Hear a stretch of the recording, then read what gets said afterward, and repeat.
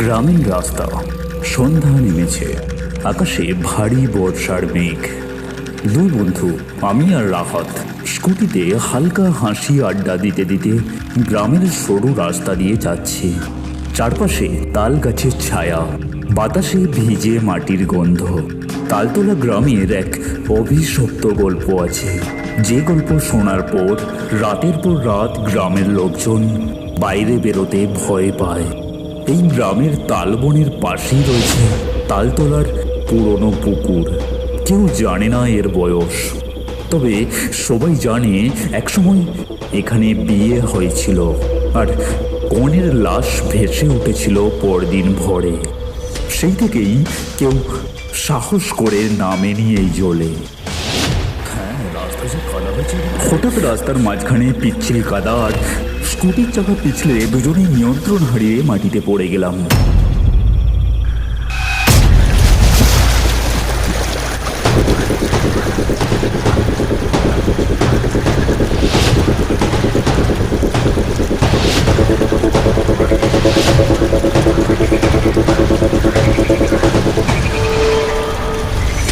ধুর, কাদা এত বেশি ছিল বুঝতেই পারিনি।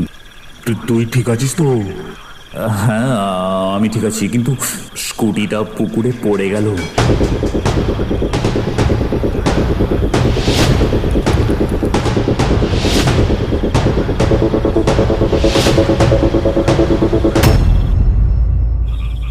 গ্রামের চায়ের দোকান, ভেজা কাঠের বেঞ্চে বসে রয়েছে কয়েকজন গ্রামবাসী।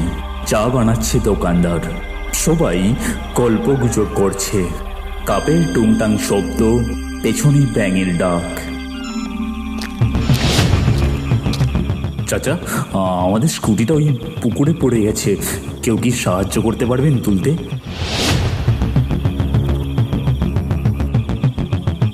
ওই পুকুরে তো নামা যায় না বাবা, ওখানে কনের লাশ ভেসে উঠেছিল, অভিশপ্ত।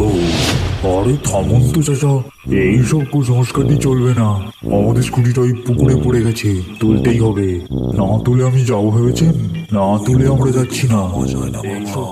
এক কাজ করতে পারেন, আমার কাছে পাম্প আছে, জল শুকিয়ে ফেললে স্কুটিটা সহজেই তোলা যাবে।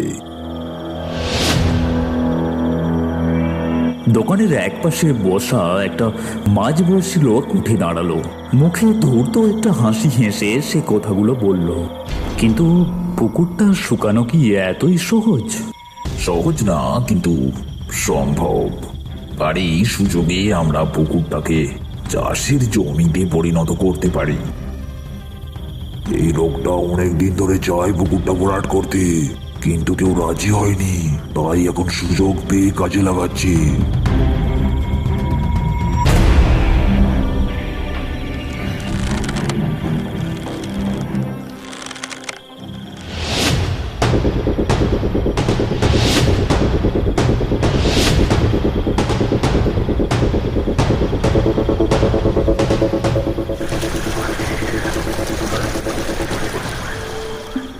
রাত নেমেছে, আকাশ ভারী মেঘে ঢাকা।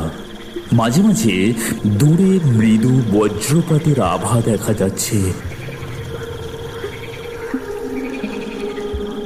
টিপ টিপ করে বৃষ্টি পড়ছে, বড় বড় ফোঁটা নয়, ছোট ছোট ফোঁটা, যা কাঁধ গড়িয়ে নামছে, কিন্তু অদ্ভুতভাবেই কাপড় ভিজিয়ে দিচ্ছে না। পাম্পের পাইপ দিয়ে জল বেরিয়ে যাচ্ছে গর্জন করে,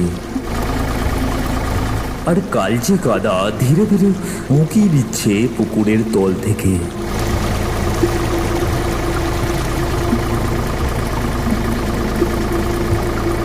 দূরে বাঁশের আড়ালে গ্রামবাসীরা দাঁড়িয়ে আছে, কেউ ছাতা মাথায়, কেউ খালি মাথায় বৃষ্টির নিচে। কিন্তু তাদের চোখে কৌতূহল নয়, কেবল ভয়।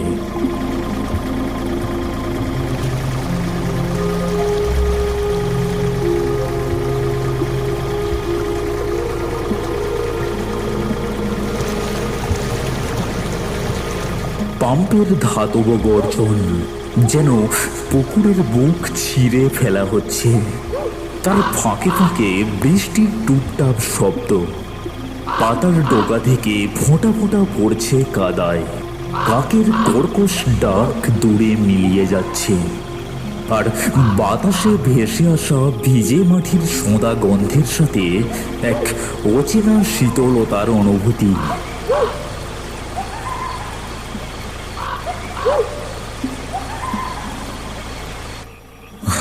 দেখ, যা দেখছি আর বেশিক্ষণ লাগবে না মনে হয়। হ্যাঁ, কিন্তু এই পুকুরটা দেখ, এত চুপ কেন?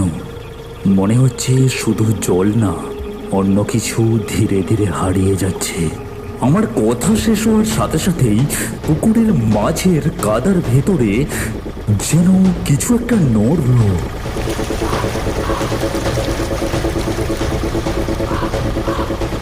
জলের উপর হালকা ঢেউ খেলল, কিন্তু কোনো মাছ বা কচ্ছপ কিছুই দেখা গেল না। বৃষ্টির ফোঁটার শব্দ যেন কিছুটা থেমে গেল।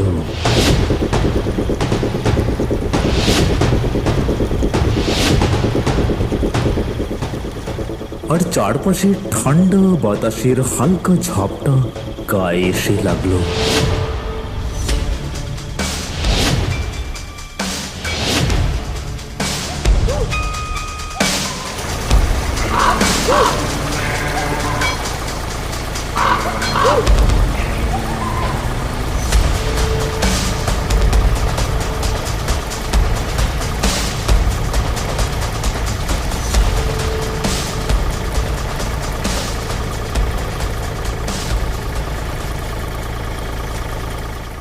জলের স্তর প্রায় শেষ, কালচে কাদা ছড়িয়ে পড়েছে।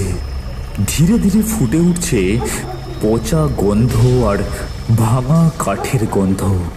কাদার মধ্যে একটা বিশাল পুরানো কাঠের বাক্স, অর্ধেকটা মাটির নিচে ডুবে আছে।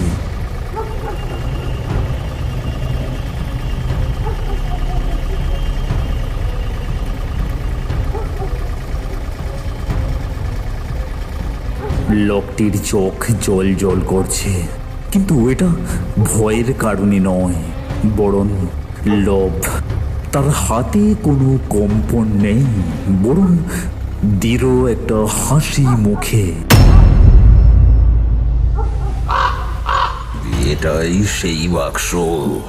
আমি বহুদিন ধরে এটারই তো অপেক্ষা করেছি, এই মুহূর্তের জন্য।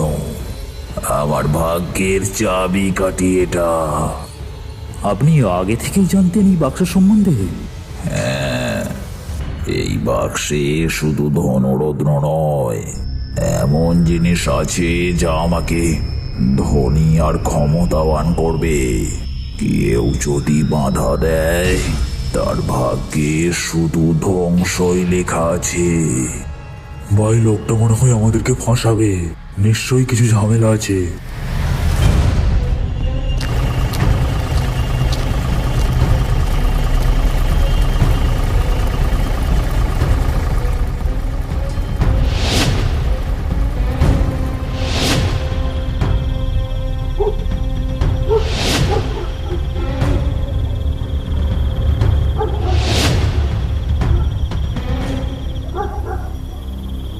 বাক্স থেকে আস্তে আস্তে নীলাভ একটা আভা ছড়িয়ে পড়তে শুরু করেছে। বাতাসে যেন একটা অদ্ভুত ঠান্ডা ঢেউ চলে আসছে। লোকটির চোখ ঝলসে ওঠে, যেন বাক্সের ভেতরের অজানা শক্তি তার ভেতরে প্রবেশ করেছে। সে হাত বাড়িয়ে বাক্সের তালা ভাঙার জন্য তৈরি। একটা শক্ত পাথরের টুকরো দিয়ে মরিচা ধরা পাথরের তালাটায় কয়েক ঘা মারতেই হঠাৎ তালাটা ভেঙে পড়ল। তালা খুলতেই বেরিয়ে এলো এক অদ্ভুত ঝাঁঝালো কালো ঠান্ডা বাতাস, যা যেন মৃতপ্রায় কোনো নিঃশ্বাস।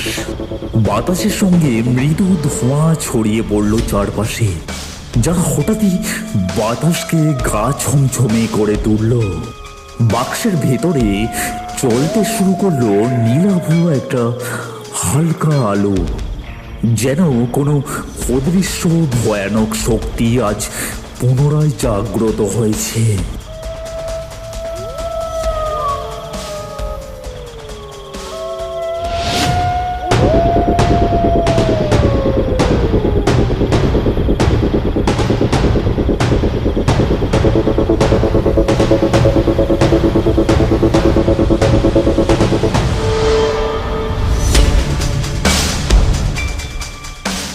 বাক্সের ভেতরে দেখা যায় লাল কাঁচের পুরানো চুড়ি, যেগুলো যেন এখনো কোনো প্রেতাত্মার স্পর্শ অনুভব করছে। একটা বিবর্ণ ময়লা বিয়ের ঘোমটা, যার ধারে অদৃশ্য কোনো হাতের ছাপ, আর একটা ফ্যাকাশে পুরানো ছবি, যেখানে একটা নববধূ দাঁড়িয়ে রয়েছে পুকুরের ধারে। তার চোখের ভেতর মণি নেই, যেন সে শুধু রূপ নয়, তার আত্মাও ফাঁকা।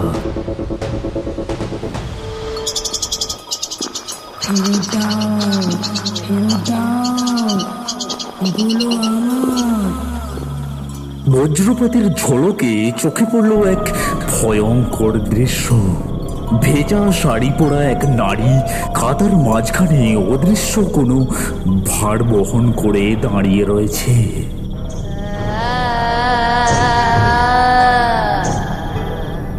তার ভেজা চুল গলায় লেগে রয়েছে, যেন জলের নিচে থেকে কেউ তুলে এনেছে। মুখে নেই কোনো রক্তিম রং, বরং পুরো মুখ ফ্যাকাশে সাদা, নেই কোনো মৃত্যুর ছাপ।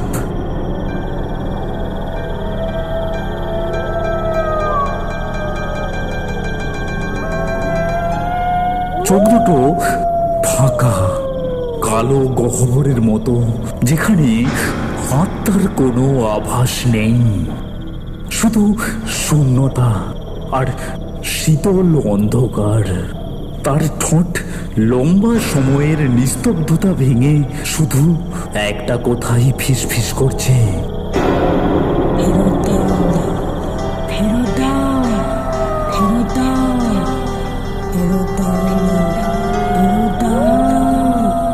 আর তার কণ্ঠের মধ্যে যেন লুকানো আছে হাজার বছরের বিষাদ, অভিশাপ আর অপরাধের গন্ধ।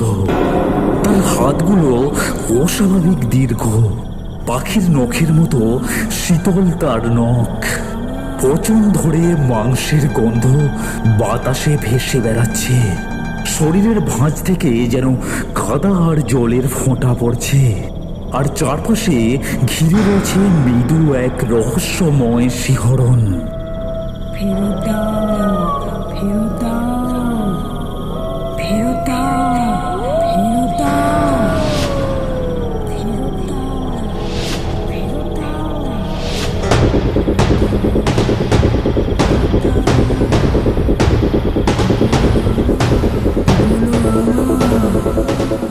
আমি আর রাহা দ্রুত পিছনে পিছিয়ে যাচ্ছি।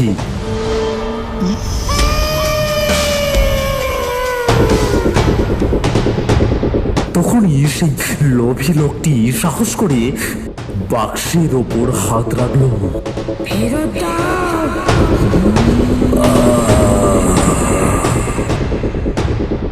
যেন অদৃশ্য কোনো বল তাকে থিতিয়ে দিল।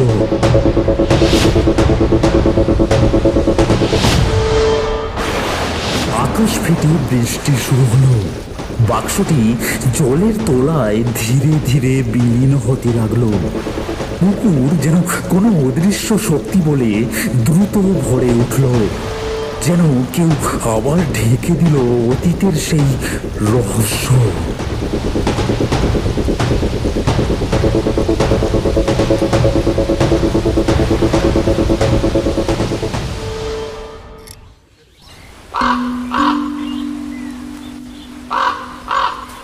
পরের দিন সকালেই পুকুর আবার আগের মতো ভরে গেল। বাক্সটা আর কেউ খুঁজে পেল না, কিন্তু মাঝে মাঝে বর্ষার রাতে পুকুর থেকে শোনা যায় কাঁচের চুড়ির টুংটাং শব্দ, যা কেবল সাহসীরা শোনে। পরের দিন সকালে যখন ঘুম থেকে উঠে বাইরে এলাম, দেখলাম উঠোনে স্কুটিটা দাঁড়িয়ে আছে, কিন্তু সেটা ভিজে কাদায় মাখামাখি, আর হ্যান্ডেলে লাল কাঁচের চুড়ির একটা চুড়ি ঝুলছে।